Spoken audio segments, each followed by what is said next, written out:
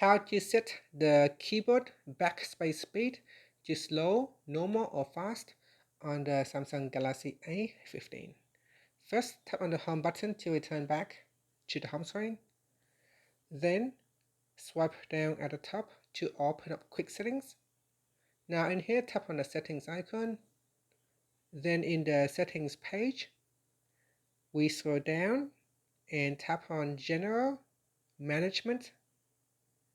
Next, scroll down and in here we tap on Samsung keyboard settings. Now we scroll down and then tap on Swipe, Touch and Feedback. In here, tap on Backspace Speed. From the list, you could set the backspace speed to slow, you can set to normal or fast. So select one of the available options.